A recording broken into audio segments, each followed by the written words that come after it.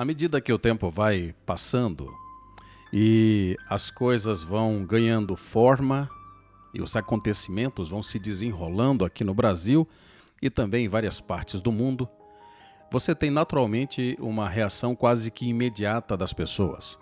E um número significativo delas tem ficado sem esperança, desapontadas, sem fé, sem a crença de que teremos dias melhores.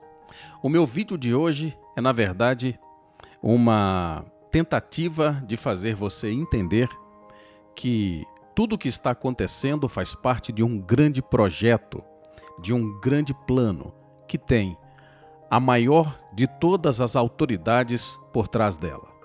Naturalmente que há uma força oposta a essa força maior, que é Deus. Você tem, paralelo a um projeto de Deus, um projeto rival, um projeto do arqui-inimigo de Deus chamado Satanás, o diabo.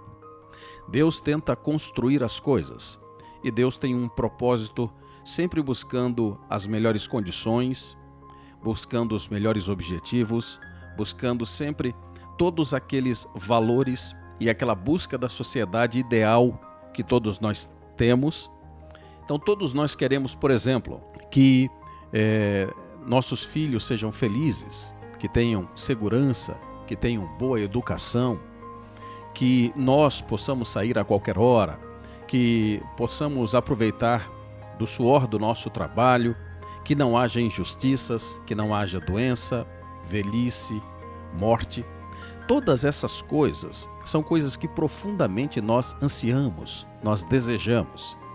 No entanto, cometemos um erro muito perigoso, que é acreditar que essas coisas sejam possíveis, ou através de meios humanos, ou então um erro talvez pior ainda, que é não acreditar que Deus possa ser o gerador maior da realização de todas essas nossas necessidades e de todos esses nossos desejos. Talvez esse segundo erro seja ainda pior, porque você acaba não acreditando na capacidade, no cuidado, na preocupação de Deus em definitivamente solucionar todos esses problemas da humanidade.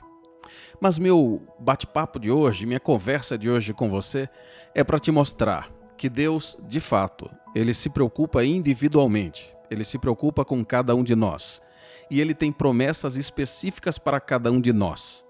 A ilustração dos talentos em que Jesus fala que um homem foi viajar, ele entregou ali a 3 escravos talentos para que eles multiplicassem e usassem esses talentos, mostra isso. Ele deu a um desses escravos 1 talento, a outro escravo 2 talentos e a um outro escravo 5 talentos. Segundo o texto, ele deu a cada um segundo a sua capacidade. Então Deus nos conhece. Ele sabe o que é melhor para cada um de nós. Ele conhece a nossa capacidade. Ele sabe também naquilo que nós vamos nos sair melhor. Além disso, Deus tem um plano geral que é para toda a humanidade. Então é importante que a gente faça essa distinção, né? Primeiro precisamos entender que Deus tem um plano generalizado, um plano para toda a humanidade. E precisamos entender que Deus tem um plano isolado, que é um plano de indivíduo. Então, em alguns momentos em que você está sem esperança, que você está triste, que você está chateado, lembre-se, portanto, que Deus, Ele tem um plano, Ele tem um projeto para o indivíduo, para você especificamente. Talvez você se pergunte, mas eu não sei qual é o meu, né? E de fato leva muito tempo para esse processo. Eu preciso confessar a você que, particularmente, tenho sempre orado a Deus para que Ele mantenha essa clareza mental, né? Me dê essa clareza mental, para que eu possa entender qual é o meu papel nesse propósito que Ele designou para mim. Então precisamos ser sensíveis às orientações de Deus através do seu Espírito Santo, quando o Espírito Santo fala com cada um de nós, mas é preciso que você gaste tempo também estudando a sua palavra, a Bíblia Sagrada, até porque é na Bíblia Sagrada que nós vamos encontrar as orientações devidas para que Deus possa falar conosco através, então, da Bíblia. Mas há ainda um terceiro recurso que é importante que nós tenhamos claro na nossa mente, que é a oração. A oração é também um dos recursos importantíssimos que Deus usa para poder chegar até você e para que você possa chegar até a Deus. Quando você tem uma dúvida, quando você tem uma ansiedade, quando você tem uma preocupação, quando você tem um agradecimento, quando você tem um pedido, tudo isso pode ser inserido dentro desse bojo chamado oração. E a Bíblia, em vários momentos, em vários trechos dentro dela, transformam essa ideia distante para alguns, mas muito próximo para outros, de que Deus está atento a todas essas orações. Por exemplo, no livro dos Salmos 65, versículo 2, lá chama Deus de o ouvinte de oração. Sim, Deus é o ouvinte de oração. Ele ouve as nossas orações. Deus está à inteira disposição daqueles que, de fato, querem fazer solicitações, querem fazer pedidos, mas também aqueles que querem agradecer, aqueles que querem colocar a sua vida diante de Deus. O nosso bate-papo de hoje, na verdade, é só para lembrar você de que, independente da situação que você esteja, independente do que você esteja passando, independente de quais são as suas circunstâncias atuais, independente de tudo que já aconteceu com você no passado, tudo isso, todo esse jogo pode ser zerado a partir do momento que você colocar diante de Deus a sua vida, as suas preocupações e as suas ansiedades. Mais uma vez, a Bíblia fala sobre esse assunto no Salmo de número 55, versículo 22, quando ela manda que nós lancemos sobre Deus todos os nossos fardos. Então há muita coisa que é difícil de fato para nós levarmos. Não é sábio, não é inteligente e nem demonstra fé nós trazermos para nós uma responsabilidade que a gente não tem essa habilidade, a capacidade, nem tampouco a expertise para poder lidar com tudo isso. Deus, porém, é a pessoa mais indicada. Portanto, é uma questão até de inteligência você colocar sobre Deus aí as responsabilidades, os seus anseios, os seus propósitos e os seus objetivos. Naturalmente, não é tão simples assim. Não é porque você tem um propósito, que você tem um objetivo, que necessariamente, ao colocar em oração isso a Deus, Ele vai abençoar ou aprovar. Por isso requer que nós também sejamos humildes e que tenhamos conhecimento da sua palavra. Porque, segundo a Bíblia, se também você se colocar diante de Deus e a sua vida, o seu dia a dia, as suas ações não refletirem as qualidades que Deus exige que você tenha, certamente isso será em vão. O livro de Isaías, capítulo 1, versículo 18, antes um pouquinho 15 até o 18, que se estende ali. Muitas vezes a pessoa quer que Deus responda a uma oração, mas a vida dela é uma vida de uma pessoa que não tem compromisso com os princípios cristãos, com os princípios bíblicos. São pessoas que talvez cometam pecados que ela saiba que ela sabe que são pecados, que ela sabe que Deus não aprova. No entanto, apesar disso, ela deseja que Deus aprove e que Deus abençoe algumas dessas ações. A Bíblia então diz que esse tipo de pensamento não é o pensamento de Deus. O pensamento de Deus é: Deus pode abençoá-lo, Deus vai abençoá-lo, mas é preciso que haja sim uma contrapartida. E qual é a contrapartida que Deus exige de cada um de nós? Até a vinda de Jesus Cristo, o povo escolhido de Deus, até a vinda de Jesus Cristo, o povo escolhido de Deus, os judeus, eles pagavam os seus pecados ofertando sacrifícios a Deus.